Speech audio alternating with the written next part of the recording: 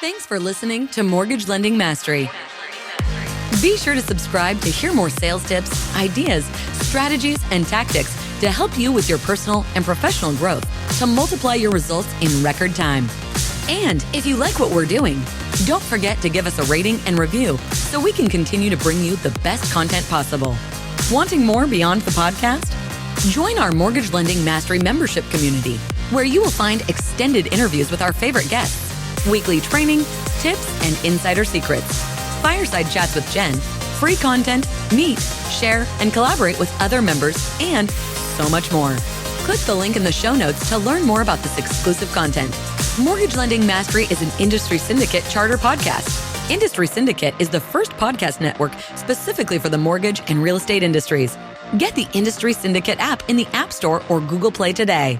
Hey everyone, and welcome back to this episode. I'm your host, Jen Du Plessis, and I am so delighted today to have Barry Griffiths with us today. And Barry, so welcome to the show. I'm going to explain a little bit about you in a minute, but welcome to the show. I'm so excited to have you. I'm not as excited as I am, Jen. Thank you so much for having me on the show. This is going to be fun. It's like we were saying, it's going to be a great start to the day here in Vegas for me. So I'm very excited. Yeah, I know. And on a Saturday when we're recording this, right? Well, you know, the days are kind of running together, as you know, we were just talking about in the green room. It's amazing. But you know, I'm delighted to have you here today. I've been a guest on your podcast, and I want to thank you for that as well. So we'll be talking about that too. But let me just go ahead and take this opportunity to introduce you, and then we will dive right into this. So Barry is the host of the YouTube channel Wrestling with Real Estate and the WWRE podcast, which is Wrestling with Real Estate as well, where he interviews people from all aspects of the real estate industry. His goal is to educate as many people as he can on, you know, the amazing benefits of real estate. But here's what's fun. For the past decade, he's been working in the entertainment industry. He previously starred in the UK's version of US Gladiators. He then went on to wrestle on TV with WWE as Mason Ryan, where he wrestled with the likes of John Cena, right? Cena? Yeah, John Is that how you pronounce it? Yeah, we have a friend. We have one of my son's friends looks like him and acts like him. It's pretty hilarious. Big football player. Yeah. Performed on pay-per-views and regularly appeared on Monday Night Raw, which must stand for something. What does Raw stand for? Oh, Monday Night Raw is one of the TV shows. It's the like flagship show. It's on every Monday night. Oh, okay. Yeah, I know. I kind of see it, but I wonder if it stands for something, wrestling. I don't know what it I don't know. I think that it means that wrestling is raw. I don't. Yeah, that's what I'm thinking too. Yeah. Question. Never thought of that before. Great question. Yeah, because there's a W in it. Yeah. And he is currently performing in Cirque du Soleil and MGM Grand. So which Cirque du Soleil are you performing in? Which one is it? It's called K-A. So it's an Ka. Yeah, okay, it's an theme show. And there's a lot of like mixed martial arts. So that's where I come in. I don't, for anyone listening who thinks, oh, this guy must be really acrobatic. No, not at all. I don't do any acrobatics. You're sort of the director. You come on stage and go, what's going on and what's going on? And yeah. And I do some choreographed fight scenes as well on shows. Yeah. Oh, nice. Yeah. That's kind of cool. Yeah.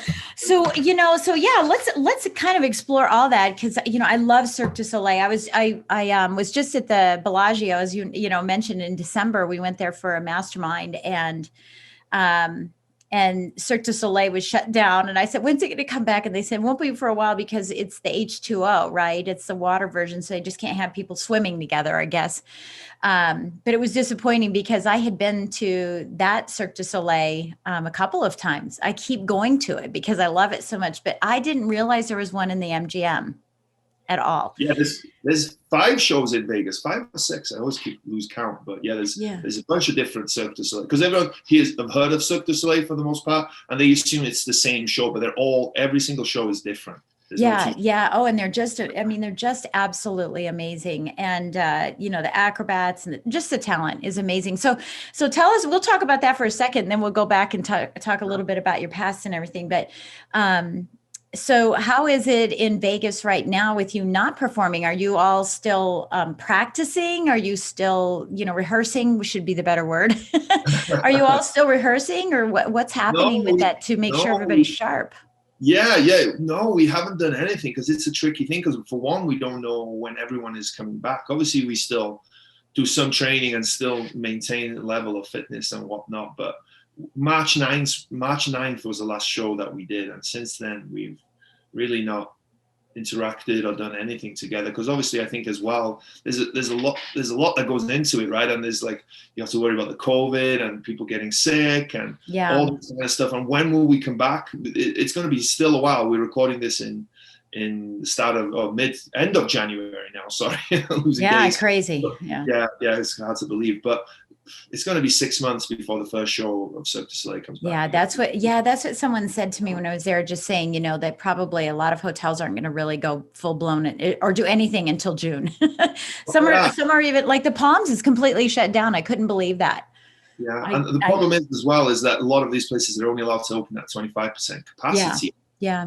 In our show, for example, we need a 30, 35, 40%, depending on the type of people that come in and tickets they buy, to break even, because it's such a big show. We have such a big number of people in the show kind of takes up the audience, right? Takes up the allowed audience attendance. Yeah, that's crazy. I didn't think about that. Yeah.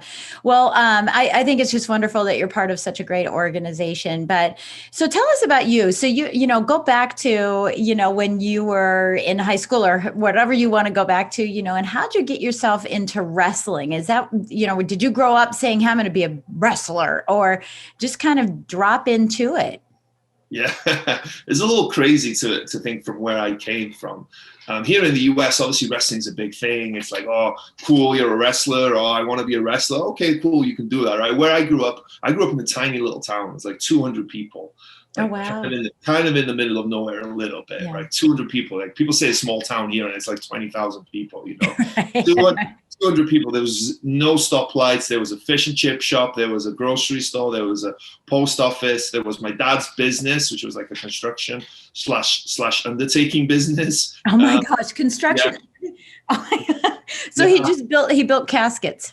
He did. Well, that's how it started. So my great grandfather started the business making wheels for the horse and carriages. That's how the business started. Like, I think close to 100 years ago by this point. Oh my so they gosh. made the wheels for the horse and carriage. But because they were woodworkers, it made sense as well that they made the coffins, right? Because they were made out of wood back then. This was 1920, right? Right. It's a lot different then. So. So because they were woodworkers as well, it made sense that they made the coffins, and because they made the coffins, it made sense that they were the undertakers. So they were the undertakers, and my granddad then was the undertaker, my dad was the undertaker, and I worked in the undertaking business for a few years as well. Yeah, before kind of coming over here. There's I always joke, or people make the joke that there's a wrestler called the Undertaker. Well, I was actually the Undertaker. Yeah. So I did that. I worked for my dad's business, grew up in this small town. And my goal was to be a soccer player, believe it or not, growing up. I was soccer mad. But that never came to fruition. I guess I just wasn't quite good enough. And was just loved training, going to the gym, working out, eating healthy. Just loved that lifestyle, just was living it, And I was really dedicated to it without any kind of goal. I just enjoyed it. And after a while, I created quite a physique for myself. I'm like, quite a good look. And I was getting attention a lot of places I went. And I was like, well, what can I do? What can I do with this, right? I've created something. I'm working hard for something. I'm training like a pro to some extent, right? I was in the gym on a Saturday night when everyone else is down the pub. You know what I mean? Right, so I was like, right. So you're already there. You had the mindset. Yeah. Well, yeah, and I have to do something with it. So I just flicked on TV one day and wrestling came on, and I wasn't a wrestling fan growing up. To be honest, it just wasn't on TV. We had 4 TV channels. That's another thing, right? So a town of 200 people and 4 TV channels. Can you imagine the boredom as a kid? There wasn't much going on. There wasn't much TV. So wrestling wasn't on. But I saw these guys on TV and they kind of looked like me. And I was, I had been playing sports my whole life, so I was fairly athletic. So I was like, I think I can do that. And just through luck and the law of attraction and being open and all that stuff, right? 2 weeks later, a wrestling show came to my town, or 2 months later, sorry, a wrestling show came to my town. And I went to that show with the purpose of trying to meet the promoter, not having any idea what could come of it, not having anything, but being open and kind of having that idea of what I wanted to do. Went there, met the promoter, hit it off with him straight away. He was a long-standing wrestling promoter in Wales, like been doing it over 50 years, and we just connected. And he kind of set me off on a trajectory. He became a mentor, a massive mentor for me. I wouldn't be here today without that man. He was an amazing, amazing man, and he just set me off on that trajectory, you know. But it's just so interesting to see how many other wrestling shows came to my town years and years and years and years, every year, maybe twice a year, you know, for years, and I never paid any attention, never went, never thought of it, right? And just like been talking to so many people more about the law of attraction, and the law of attraction sometimes can sound woo-woo-ish, right? I was talking to someone said that to me, but it's simply just being open and wanting stuff to happen and looking for it, right? That's what the law of attraction means to me. So did that, wrestled in the UK, and then just through, again, somewhat luck, somewhat being in the right place at the right time, somewhat putting myself in there. I was down in London after I filmed UK. I was, like I mentioned, filming Gladiators, filming something else, and WWE were in London. And one of my friends was there and said, hey, why didn't you come over here and meet the people here? And I went over and talked to them, and they kind of signed me up there and then, and moved to Florida 6 months later, and kind of started this crazy journey. Yeah, so it's just, there's a lot of crazy stuff that kind of happened like that. And it's somewhat luck, somewhat me putting myself in that right position, somewhat looking for it, somewhat attracting it. I don't know. It's just kind of crazy to think. I mean, I don't ever think it's luck. I think it's, you know, having the universe be open, right? I mean, I do think it is that, because, you know, having the best luck is being in the right place at the right time, and you have to take the action to get there in order to let luck, you know, really happen. So I think that's really cool. So you came over to the US, and so you're doing, you know, WWRE. I don't even know, WWE. World, it stands for World I Wrestling watched it. Yeah, I watched it because I know someone very, very important just passed away, and you know, in that space, and it was really sad to watch that because he seemed like a really great guy. But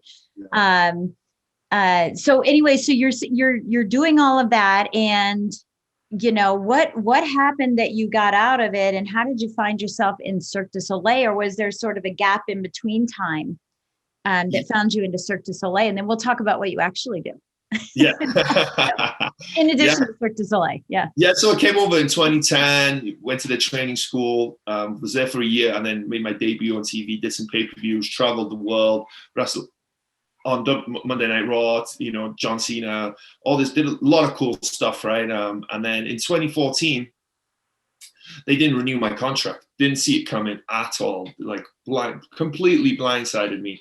So now here I am. I was 33 at the time, I think, and I'm a wrestler, right? That's what I identified as, right? It's just like, it was a big blow, because for one, the dream had kind of come to an end. I think he could have come back around, but it's unlikely at that point, you know. And so I was just like, I identified as a wrestler. That's who I was. People back home call me Barry the wrestler. That's people. Yeah, that's your success, right? And that's my identity. That's what you identify as something. So then that was a tough time, because then I had to figure things out, right? What am I going to do from here, you know, and kind of figure things out and trying to work things out. And through, again, I don't want to say luck, because I keep saying that, but it's okay.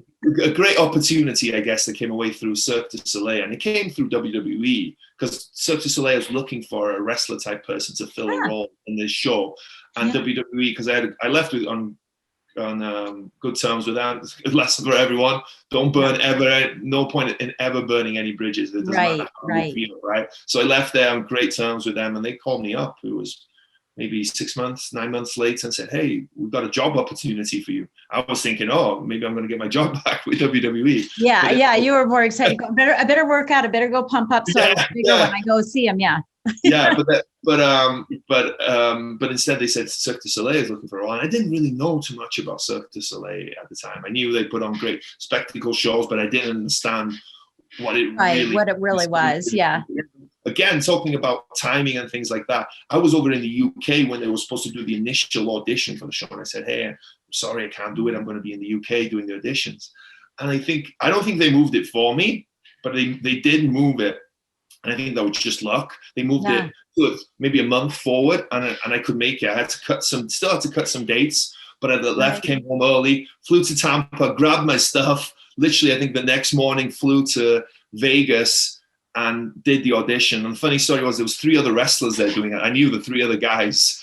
So I turned up for the audition, and I'm standing waiting for them to come get me. And I'm out in the MGM casino, and I see one of my friends, and he's walking around, and he looked like a little bit like a headless chicken trying to find some. Yeah. So I'm like, hey, blah blah blah. I'm like, oh hey, how you doing? He starts talking. I'm like, and we're like, so like, what are you doing here? I'm just here for this thing. Why are you here? I'm just here for this thing.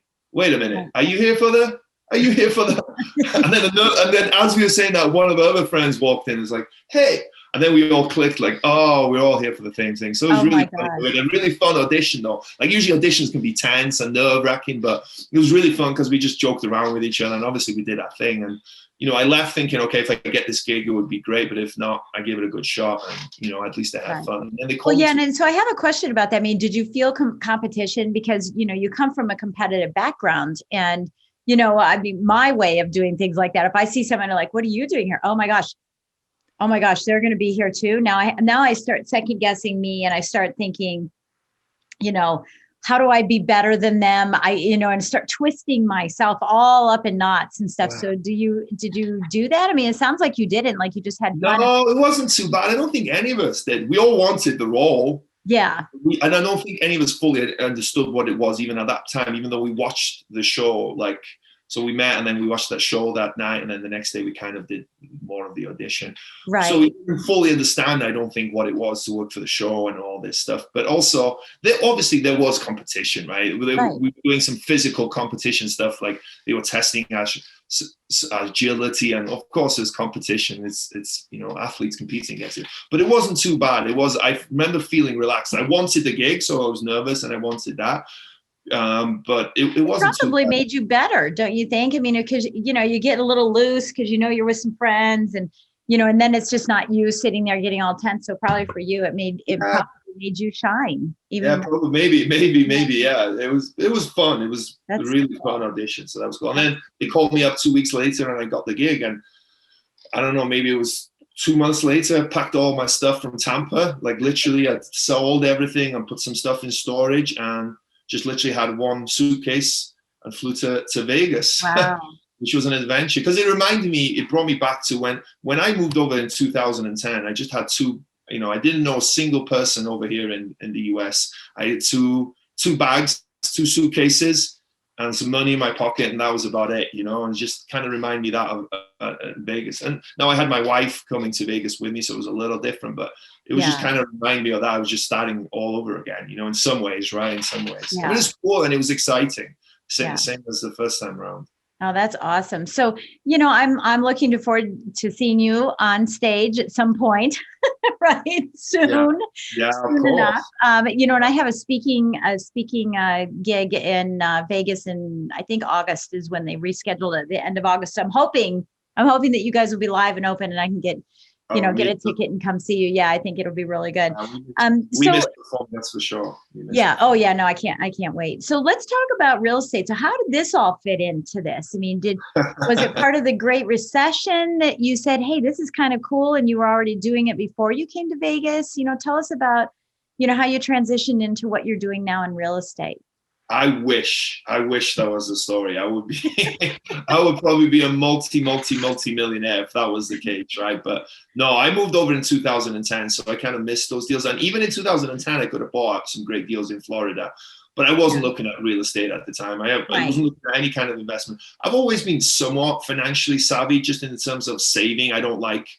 Never really like spending crazy amounts of money. Yeah. I spend it. Don't get me wrong. I'm not cheap, but I've always kind of looked after my money a little bit, and that kind of helped me with WWRE, because I always saved my money and I was always trying to be smart of it. I bought a few stupid things, but nothing.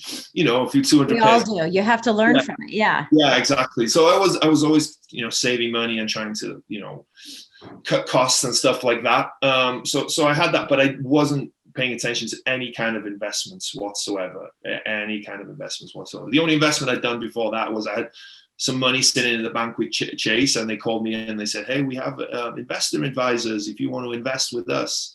And I think I invested 60,000, and then in 6 months time it went up to 63,000 or something like that. Right. But I was like, oh wow, there's all this is cool. Yeah. But what happened was, so I mentioned in 2014, it was in April of 2014 that WWE didn't renew my contract. Well, in January of 2014, I bought a very expensive house. So it was an expensive first house for me. It was a 400. Right, because you're rising, you got everything. Exactly. Yep. I'm going to be the world heavyweight champion. Yeah. My plan A, I tell this story all the time, so sorry if anyone's heard it before, but the plan A was to be the world heavyweight champion. The plan B was to be the world heavyweight champion. And my plan C was to be the world heavyweight champion. I remember when we were talking the first time you had said that, right? It's like there was no other plan. That was it. There's nothing else I was thinking about. Yeah, because and you have to have that focus, right? But I think you can do other things, right? It doesn't mean that you need to be swinging hammers and doing flips a weekend, but you can invest passively in other people's deals and still have that investment, right? And have your money growing and working for you rather than sitting in the bank or spending it. But I bought this house as pure emotion. I loved the house, loved where it was, loved the color of the walls, loved the layout, love the kitchen, like so many stuff that doesn't add value to the home, right? It's not an investment, right? It's just an emotional buy. So I bought it for $435,000 in January, and my mortgage was $2,550, and it was fine. I could afford that. I was making six figures at the time. It wasn't an issue, and I just wasn't thinking about, hey, an investment. How much does this rent for, or anything like that? And so in April of that year, when they didn't renew my contract, well, all of a sudden that was an extra weight on my shoulder, because now, like I mentioned, I was a wrestler, identified as a wrestler, didn't have really too many other skills, right, that I could go do something else, right? It's not, wrestling isn't transferable to too much other stuff in the world, unless right? you want to go work for a Guido, right? That's yeah. Debt collector or something like that. Yeah, exactly. So I had this, and a lot of those jobs, even stuff that you can do, maybe bouncing or whatever, they're not high paying jobs, right? It's going to be quite hard to afford a $2,550 a month mortgage payment. So I had to figure out, and I said, as I said, I love this house. It was an emotional buy. So I couldn't bring myself to sell it because I'd lost my dream essentially. And so now to lose this house. To lose this too. Yeah. Yeah. It would have been it would have been too much for me. It was just a tough time in my life. And at least if I could keep a hold of that house, it could feel like I've achieved something and done something and I have something, So I found a renter, went down the rabbit hole, finding how to find a renter, how to screen a tenant, all that stuff. And I think that started the ball rolling, and I found a tenant.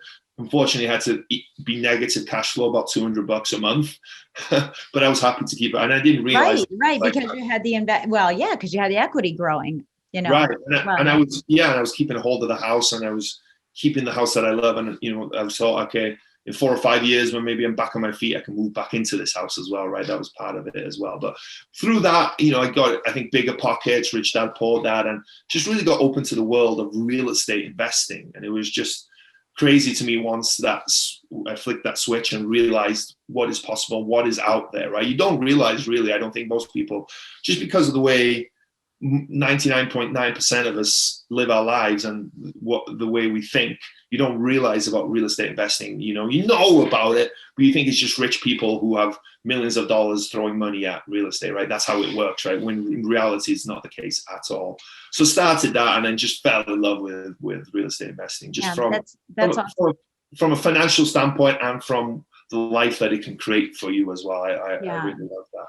So how many properties did you end up buying when you were in Florida? Did it not really start until you got to Vegas, where you started saying, okay, now I'm really going to start, investing more seriously?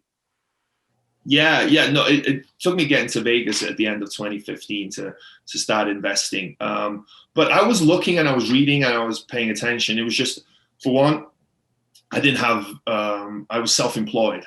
Mm-hmm. So I was self-employed as an entertainer, right? You know what I mean? Yeah, so how do you get a loan? Yeah. And I didn't understand the creative ways there are to get financing and all this other stuff that you could do outside of that at the time. Plus, as well, I think I was so focused on trying to make my career work as a wrestler at the time. I was traveling to Japan, traveling to the UK. I was thinking about real estate investing, but it wasn't top of mind. And it wasn't until I moved to Vegas where I had a consistent job, for one. So it was, it was a W-2 job. So that was going to help with getting a loan. But also I had some stability, right? Where I was working 5 days a week. I know my paycheck was coming in every 2 weeks. And I knew I could sort of focus on something else because this job, and I was focused on Cirque du Soleil, don't get me wrong. Of course I was working hard at that, but I had some time to focus on some other stuff. So that's when I bought my first, I rented when I first went to Vegas. I should have bought, I wish I had bought now, but easy to look back, right? But I bought an investment property, which was a townhome, where it was my first real That's what I was going to ask you is, what was your first one? So did you just do traditional financing? You just put money down and bought a place for you to live, or did you buy it as an investment property? No, it was an investment property. Okay. Bought it at 20% down through the MLS, used a realtor. But it was a good property. Bought it for 173. It was a foreclosure, put about 10,000 into it, and then rented out for about 1,300. So people, I don't know how savvy people are, but you always hear about the 1% rule, right? Bigger pockets is coming down. Right. The 1% rule. Which you're talking about, just so no one doesn't know. Bigger Pockets is a great podcast. It's a podcast all about getting bigger pockets. That's right. But it is a great podcast, and it covers everything, not just real estate, everything. So and they talk about the 1% rule. For people don't know, is that essentially you want the rent to be 1% of the purchase price. So if you're buying a house for $100,000, you want the monthly rent to be about $1,000, and usually it works out that then you'll cash flow, and it's a pretty solid deal. Well, obviously this deal didn't meet that, but with investing in Vegas, for one, it was a townhome, so I had no landscaping to worry about. Right, that helped. Yeah, there was a small HOA fee, but it was only $95 a month or something, so that wasn't too bad. And then in Vegas, obviously, we have no state income tax as well, so I cash flowed about $300-400 a month on that property, so that was a good start. That was, it wasn't a home run, but it was a pretty solid deal for my first one. And then from there, I bought a house for us to live in, but it was going to be a live and flip. The idea was to live in it for a couple of years. Even live in it for a year and then rent it out, because you get that owner occupied finance with that, right? You can get in. I think I put 10% down on that one, and it was a $230,000 purchase. I only put 23,000 down on that property, and so then but on that one, I also did calculations, so I had to figure out, how much rent is, how much I'm going to cash flow. Similar to the first one, but I was going to live in it, fix it up a little bit.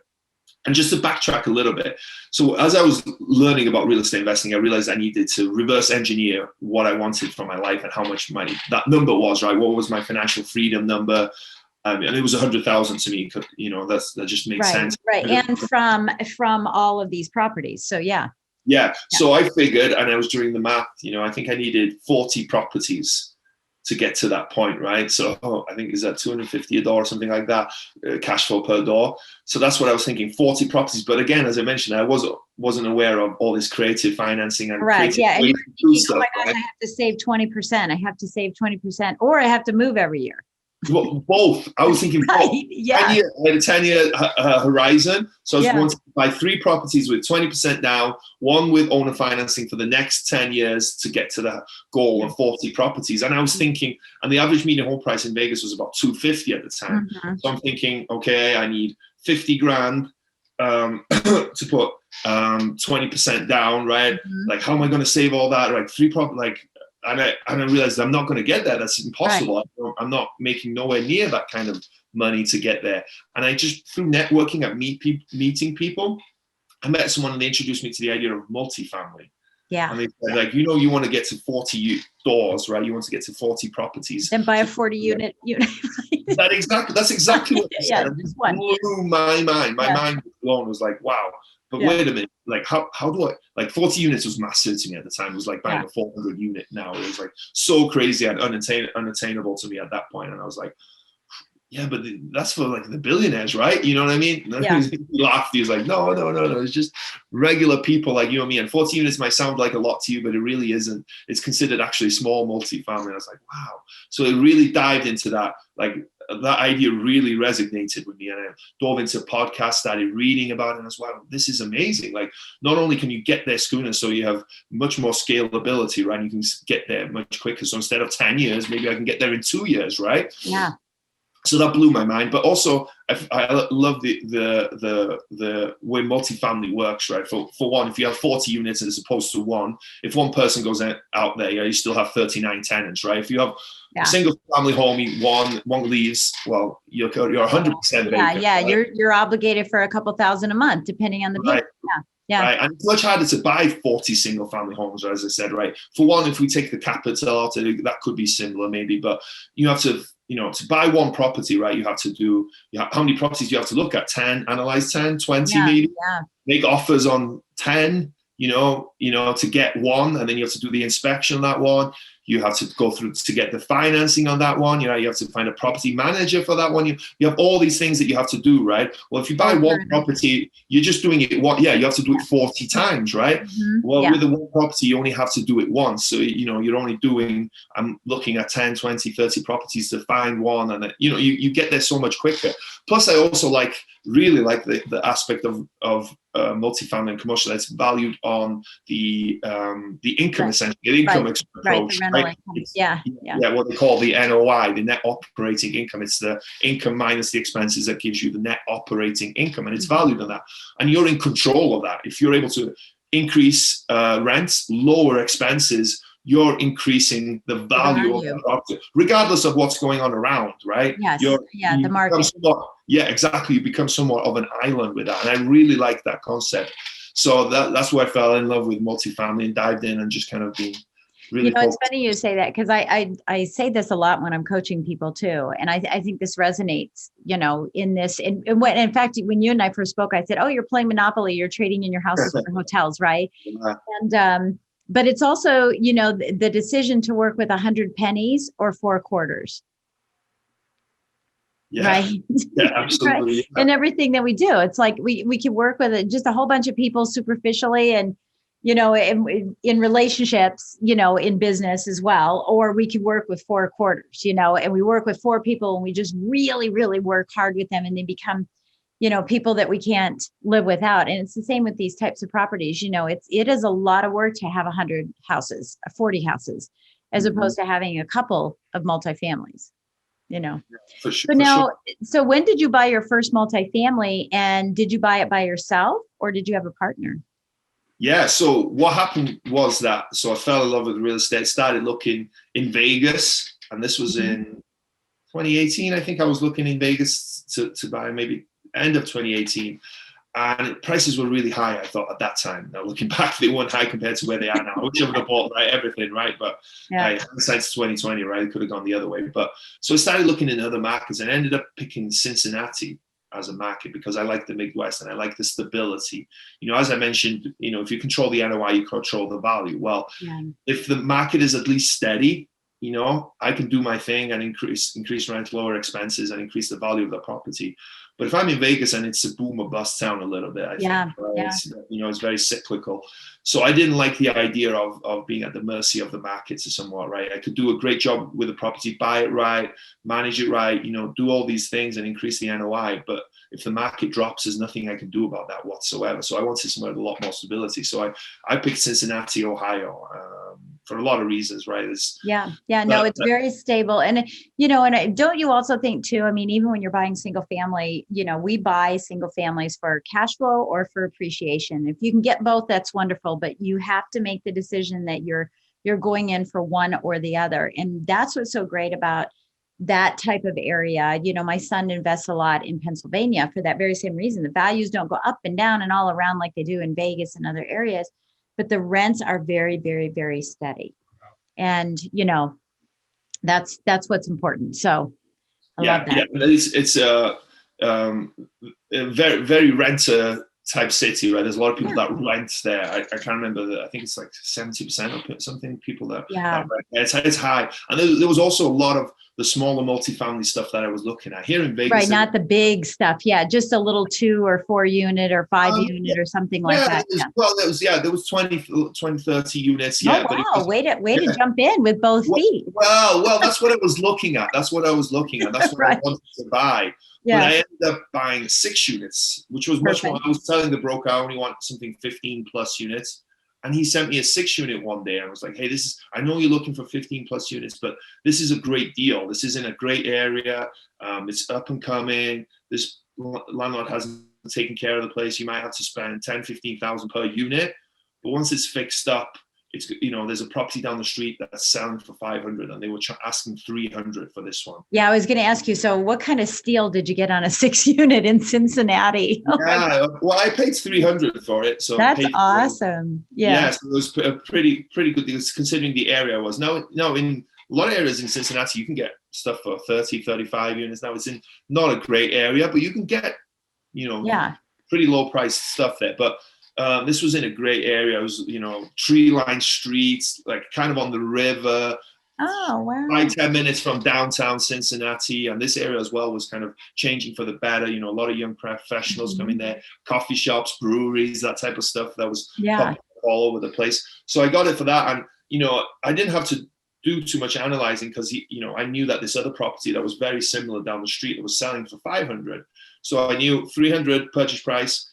I'm not going to probably put in more than 100 into it, right? And then even, all in for 400 and I can sell it for 500. That was kind of the quick analysis that I did on it, right? And obviously I dove into the numbers a little bit more, but I made the offer and we got accepted at list price. And so I did, awesome. Started analyzing the area and realized, wow, there's a lot of room for rents. Rents were about average on the 6 units were about 525. Yeah, each unit. So so that's a good return because just half of the units make the payment. So, so you went in by yourself. Did you do traditional financing or did you do some creative stuff to get in there to be able to have the money to be able to do the improvements?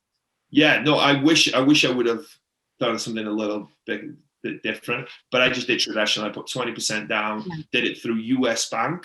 Yeah. So it was a little bit challenging finding financing because there's a few things with. So this is, even though it's only 6 units, it's considered commercial. 5 plus. Right. So it's not traditional financing. Yeah. It definitely goes into the multifamily world. Yeah. Yeah. So it can be a little bit more challenging. So there's a little bit more that they look at, right, in terms of that. They want you to have a track record. A lot of times they want you to be where that property is. So I was in Vegas and this property is Cincinnati, right? So other side of the country, pretty much. So I was having challenges talking to local banks in Cincinnati because, those were the ideal candidates for this type of loan, but they wanted you to either live there or to own property in that area. Yeah. And I didn't have either. So I came across US Bank and they need you to have what they call a footprint, so either live there or have a property there. But because they have a US bank here in Las Vegas, if I was to open an account with them here in Vegas, that essentially counted as me having a footprint in Cincinnati. So that's how we got around that. So I got just 20% down, but like you said there, I'm sure I could have got a loan to cost, right? To, would have included the renovation. Purchase and remodel or something like that. Yeah, definitely. Because obviously I'm going to end up putting, $100,000 of my own money. And if I could have leveraged that and only put in 25%. It wouldn't have taken so much. Yeah, and it wouldn't have taken so long, or you wouldn't have had to leverage other things in your life in order to be able to do that. Yeah. Did you? And I would have the freedom as well to use that money for other stuff as well. Yeah. Now that money is tied.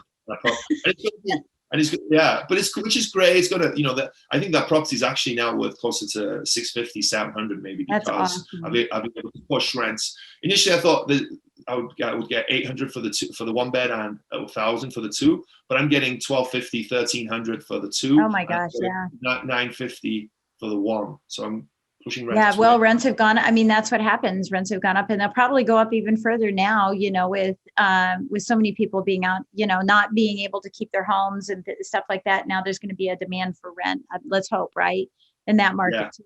Because even though rates are really great and they're very low and all that good stuff, there are people that still can't qualify for them. So, how many do you own now? How many multifamilies do you own now? Yeah, it's still currently at 6. So I bought that in January of 2020. So that project. Oh, there you go. Okay. So so you have that one. And so that's your one property that you own right now.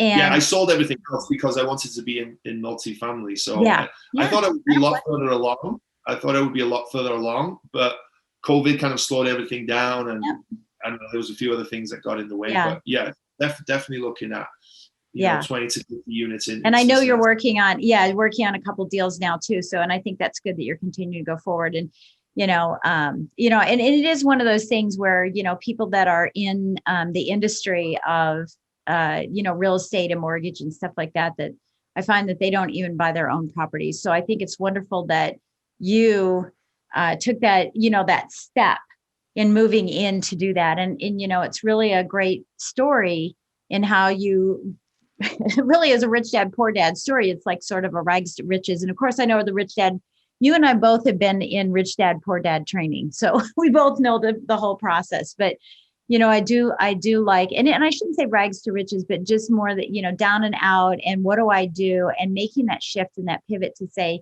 let me look at something totally new, go out of my way.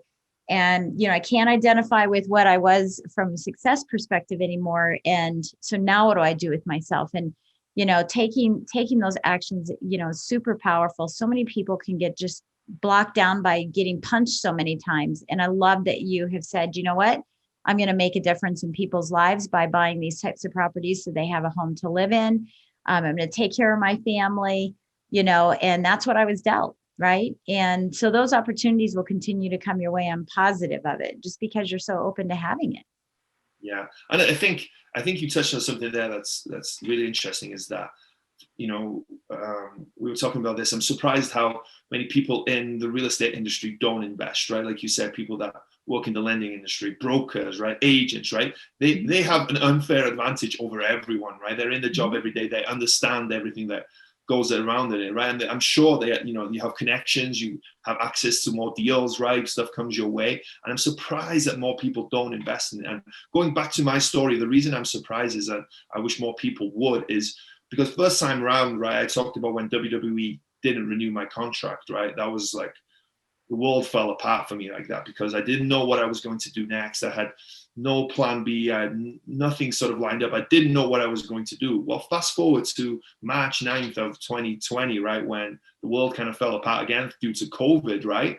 And Cirque du Soleil said, hey, we're not doing shows. And here we go again. Yeah, here we go again, right? But it was a hugely contrasting feeling for me. I guess my message to a lot of people is to have a plan B because that second time round to me, right, I had real estate and I didn't have a ton of real estate. I had some investments. So I had that 6 units and I had a few things here and there going on with other people as well at the time. And when Cirque du Soleil said, hey, we're closing down and who knows when we're starting again, I was really relaxed. I didn't have that panic. I didn't have that stress.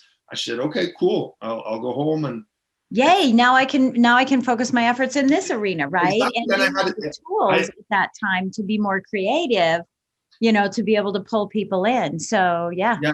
And I had that income coming in that wasn't quite enough to cover my expenses, but it was close. And like you said, more than anything, I had that knowledge and that understanding of real estate that I can go out and create whatever I want from here. And just having that, it's two things to me is one, if you can create that passive income, great. So that, it can supplement your lifestyle and it can supplement tough times if that comes up, but also having that knowledge of real estate's not going anywhere, right? Let's be honest, right? In the world of technology, real estate's not going anywhere, right? Yeah. So if you have that knowledge and that understanding of real estate, then you can go after it, right? It doesn't matter what happens, you have that knowledge that's always there, right? If I was to have to start from scratch tomorrow, and I never want that to happen. No. You have the knowledge to duplicate. Yeah. But I would be fine. I would, I know I could really hustle, go after real estate, make stuff happen, do whatever it takes with real estate. And real estate is so flexible as well. It's unbelievably flexible. So that's what huge me. And that's why I wish more people would be open to investing in real estate and going down that path because me too. And I mean, anybody who is, ultimately successful. I mean, when you look at like the big successful, like Robert Kiyosaki, right. And Warren Buffett and Kevin Harrington, when you look at those kind of people, it's like, why is everything they touch turn to gold?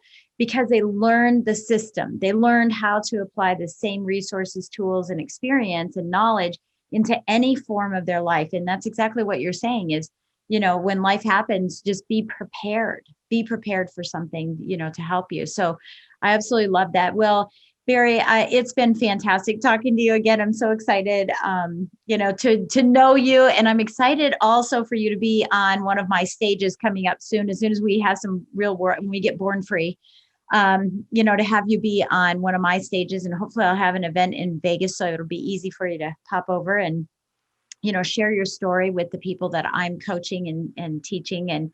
But I just look forward to a real long relationship with you, and can't wait to meet your wife and your new baby. And I mean, that's dog. And I love your dog. I want to meet your dog. Yeah, but make sure you bring your kids to, your child and your wife too. But I really want to meet your dog. I want to meet Hulk in person, but no, I'm real excited to have you as part of my world and part of my life. And, I just wish you all the best as you continue to go forward, and, just remind you that I'm here for you. I'm here for you in any way that I can help you. I'm here to help. So thank you so much for being a guest on my show. It was just an absolute pleasure. No, thank you. And I'm so happy that we connected, so happy that we got to talk, and so happy that we're going to continue this relationship and get to know each other and get to meet in person. That's the strange thing. I know you already. I know you already, but we've never met. Well, I know you were. I think you told my husband a few minutes ago you're 6'6". So I'm only 5'4". Okay. So hi, Barry. I'll be definitely looking up. I'm just a little short thing, but it'll be exciting. It will be very, very exciting to meet you. So best wishes to you and your family and to the success that you have. And again, thank you so much for gracing us with your presence and giving us some tidbits and some knowledge in life and how we can continue to move forward personally and professionally. Thank you so much. Pleasure was all mine. Absolutely.